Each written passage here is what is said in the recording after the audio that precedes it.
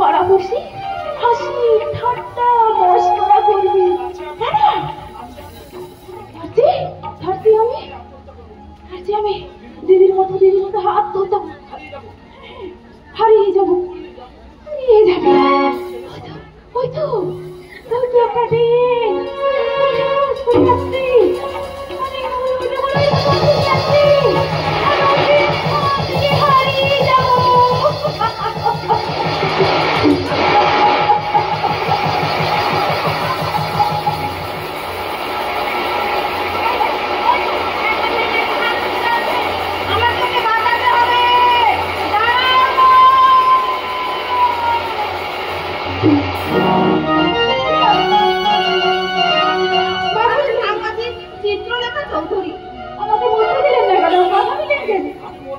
আমি বললি তো এই খবরটা সংবাদপত্রে ছাপলে আপনার অনেক ইনকাম হতো, কিন্তু কত আর খাবো, এই অফিসে পাঠাবো না। আমাকে বাধা দেবেন না।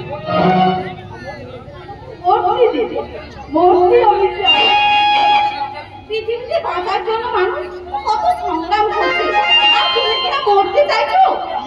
কি আশ্চর্য! না না, আশ্চর্য কিছু আমাদের মতো এই সমাজ সংসারে তাই তো মরণকে বরণ করি আমি ওই চালা থেকে না, এভাবে মরতে নেই, না হয় না, আত্মহত্যা মহাপাপ। কি বলতে চান আপনি? মরণকে জয় করে নতুন ভাবে বেঁচে উঠতে হবে।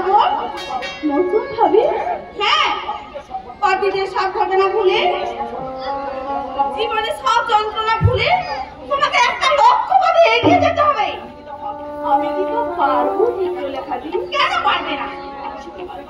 মানুষ তো পারে না এমন কোনো কাজ নেই। আপনার কোনো কথা আমার মাথায় ঠেকছিল। চিত্রলেখাদি নতুন ভাবে বাঁচতে চাই, আমার দিদির মৃত্যু আমাকে ভাবিয়ে দিল, তাই তো আমার বাঁচতে ইচ্ছে করে। দিদি? কে তোমার দিদি? ওই রায় ভিলার বড় বউ লক্ষ্মী আমার দিদি। কি বললে? কি চমকে উঠলেন কেন লক্ষ্মীর নামটা শুনে? আরে চমকে উঠবো না, এই তো কদিন আগে তার মৃত্যুর খবরের কাগজে আমি ছাপিয়েছি। ছাপাতে আমি ক্লান্ত হয়ে পড়েছি। তাহলে লক্ষ্মীর মৃত্যুর খবর সঠিক? জানি না, তবে জেলে যে মহিলা কয়েদি মারা গেছে তার খবরে ছিল কয়েদি লক্ষ্মীর কথা। কে আপনি?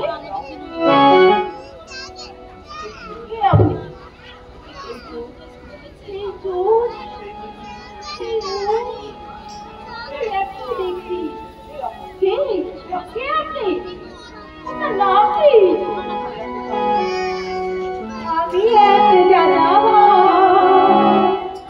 পৃথিবী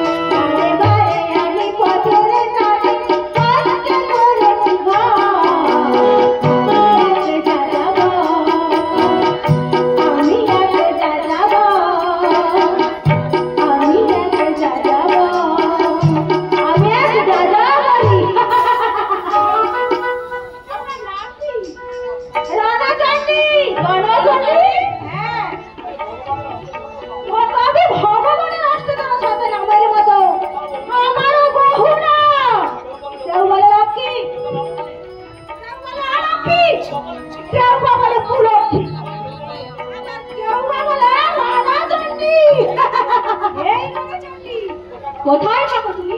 এই রায়ভিলা।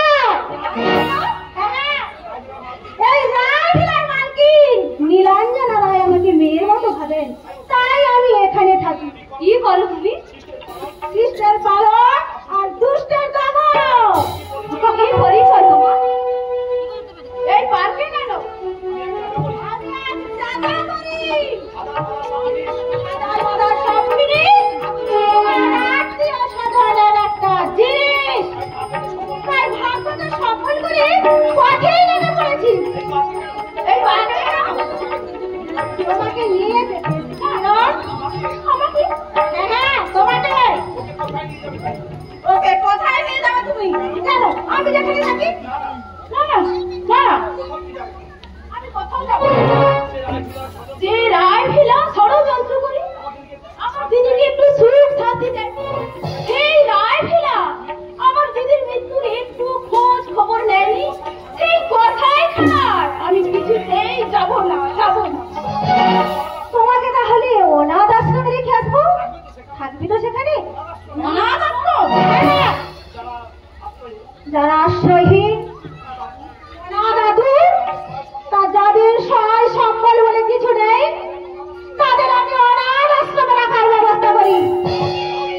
যাবো, ওর সঙ্গে গেলে তুমি নতুন ভাবে বাঁচার ঠিকানা পাবে।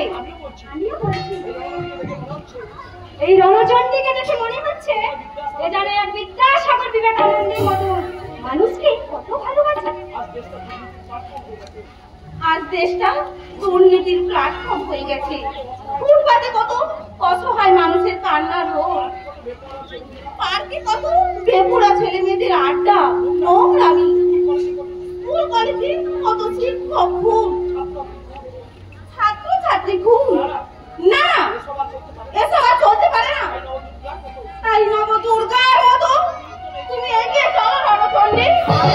তোমার পাশে আছি, আমিও তোমাদের সঙ্গে আছি।